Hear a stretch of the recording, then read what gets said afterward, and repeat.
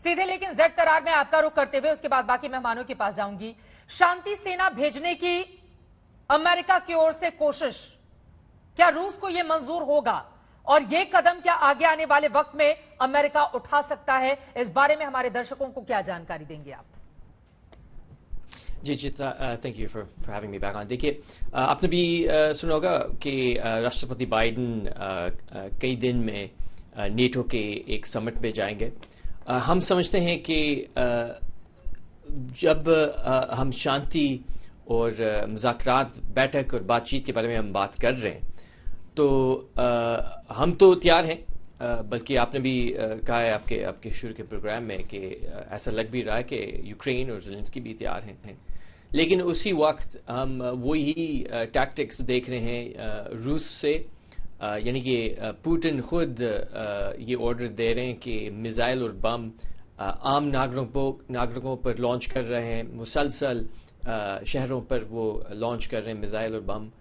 तो हम नहीं समझते कि ये इस वक्त मुमकिन है कि हम शांति और बैठक और बातचीत के ज़रिए इस मसले का और इस लड़ाई का हम हल ढूंढेंगे। अफसोस की बात यह है, इस बारे में क्या अमेरिका की ओर से क्या निर्णय लिया जा रहा है? चूंकि राष्ट्रपति बाइडेन के अहम दौरे भी होने जा रहे हैं, इस वजह से ये सवाल सभी के जेहन में है कि शांति सेना को लेकर क्या फैसला आप लोगों की ओर से किया जा सकता है। वहीं दूसरी ओर रूस के राष्ट्रपति पुतिन की ओर से भी कहा गया है कि अगर रूस को किसी भी तरह का नुकसान पहुंचता है या हम दोनों देशों के बीच किसी तीसरे देश का हस्तक्षेप होता है तो फिर इसका खामियाजा भुगतने के लिए दुनिया तैयार रहे। इस पर क्या है अमेरिका का टेक? जी, आपने सुना होगा चित्रा की हमारा जो राजनीति है वो बहुत स्पष्ट है। यानी हम नहीं चाहते कि इस लड़ाई को हम बढ़ाएं, हम नहीं चाहते, बल्कि खुद राष्ट्रपति बाइडेन ने इसी अल्फाज में, यही शब्दों में इन्होंने कहा कि हम नहीं चाहते कि तीसरी विश्व युद्ध हो।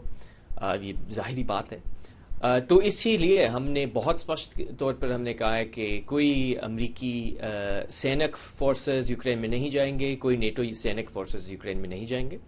अब हम सुन ये रहे हैं रूस से ये धमकियां हमें ये मिल रही हैं कि जो हम आर्थिक प्रतिबंध हमने लगाए हैं रूस पर, वो ये कह रहे हैं कि अब उनको भी इस लड़ाई के बारे में वो मान रहे हैं। लेकिन ये जाहिर बात है सिर्फ धमकी है पुतिन से, हम नहीं इसको मानते।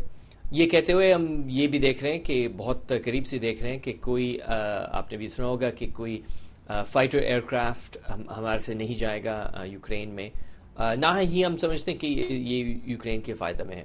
ये कहकर हम बहुत स्पष्ट तौर पे हमने कहा है कि हम जो हथियार हैं, ख़ासतौर पे जो डिफेंसिव हथियार हैं, हम यूक्रेन को पहुंचा रहे हैं मुसलसल, बल्कि हम उनको 1 बिलियन तक ये डिफेंसिव हथियार हमने यूक्रेन को दी हैं और देते रहेंगे हम। बाकी भी हमारे पार्टनर्स हैं।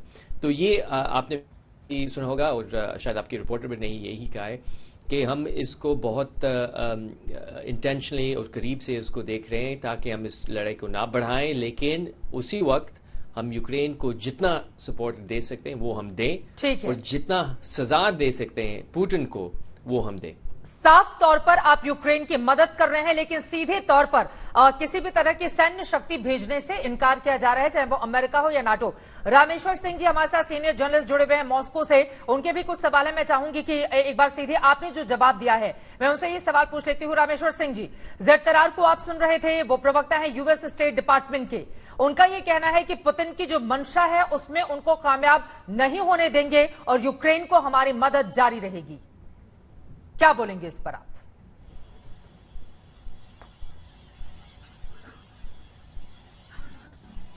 रामेश्वर जी, आपको मेरी आवाज आ रही है क्या?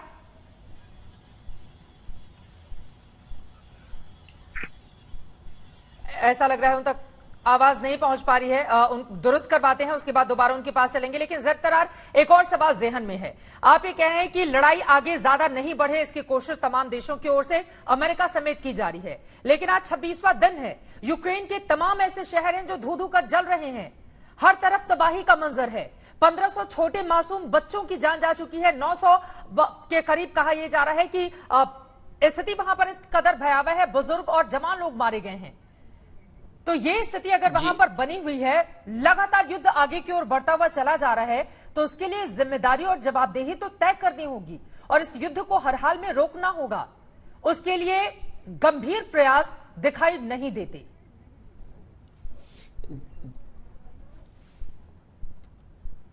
जी, चित्रा, आपने ठीक कहा कि जो इस वक्त हम सूरत हाल देख रहे हैं इंतहाई परेशान कुन है, और इसमें कोई शायद इनकार नहीं कर सकता कि जो तबाही हम देख रहे हैं यूक्रेन के शहरों में, वो चिंता वाली बात है। इसीलिए हम पूरी विश्व में हमने एक ऐसा कोalition बनाया है ताकि हम बोझ पुतिन पे लगाएं कि ये वो फौरी तौर पर ये जो बम मिसाइल लॉन्च कर रहे हैं, स्ट्राइक्स कर रहे हैं, वो फौरी तौर पर बंद हो। ये कहते हुए हमने ये भी देखना है कि जो सूरत हाल है, मौजूदा सूरत हाल है यूक्रेन में, चाहे वो जितने भी परेशान कुन हैं, इसके हल बहुत आसान नहीं है। तो उस पर भी हमें हकीकत को फेस करना होगा। जितना भी हम कर सकते हैं इस वक्त वो कर रहे हैं यूक्रेन के लिए, लेकिन ये भी कोई भी इनकार नहीं कर सकता कि मुश्किल हालात हैं और आने वाले दिनों में भी होंगे।